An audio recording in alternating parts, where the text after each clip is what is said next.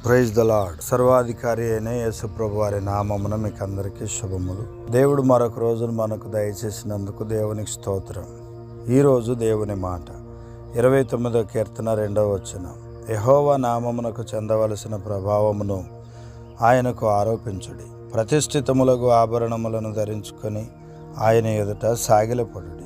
దేవుని బిడ్డలారా, దేవుని వాక్యం తెలియచేస్తుంది దేవుని నామమునకు చెందవలసిన మహిమ, ఆయనను స్తుతిస్తూ గణపరుస్తూ ప్రభువుని కొనియాడుతూ మన జీవితంలో చేసిన గొప్ప కార్యాలను బట్టి, ఇచ్చిన రక్షణను బట్టి, ఆయన మనల్ని లోకంలో నుంచి వేరుపరిచి తన ప్రజలుగా చేసుకున్న దానిని బట్టి నిరంతరం దేవునిని మనం మహిమపరుస్తూ ఆయన ఎదుట తగ్గింపు జీవితం కలిగి, పరిశుద్ధమైన హృదయం కలిగి, పరిశుద్ధమైన మనసు కలిగి, పరిశుద్ధమైన ఆలోచనలు ప్రవర్తన కలిగి, ఆయన నచ్చే మెచ్చే అలంకారముగా మనకు అవన్నీ కూడా మనం ధరించుకొని దేవుని ఎదుట సాగిలపడి ప్రార్థన యాచన మనం చేస్తున్నప్పుడు దేవుడు మనల్ని తప్పకుండా దీవించి ఆశీర్వదించి బలపరుస్తారు. కనుక దేవుని సన్నిధిలో ఎలా ఉండాలో దేవుడు చెప్పాడు గనక ఆయన చిత్త ప్రకారం ఆయన నామాన్ని మహిమపరుస్తూ మనం ముందుకెళ్తూ ఉంటే మనం అడిగిన దానికంటే, ఊహించిన దానికంటే అత్యద్భుతంగా దేవుడు చేస్తాడు. కనుక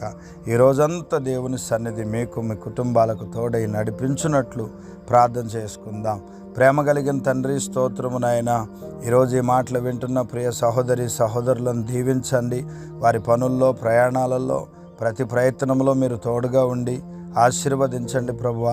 చేస్తున్న ప్రతి పనిని దీవించండి, కష్టార్జితాన్ని దీవించండి, ఆర్థికపరమైనటువంటి విషయములలో మీరు ఆశీర్వదించండి, ఉన్నతమైన కృప దయచేయండి. ప్రతి కుటుంబం చుట్టూ నీ కంచె, కాపుదల, భద్రత దయచేసి దీవించుమని యేసుక్రీస్తు నామములో అడుగుచున్నాము తండ్రి. Amen, amen. వందనాలండి. దేవుడు మిమ్మను ఆశీర్వదించి అభివృద్ధి పరచునుగాక. ఆమెన్.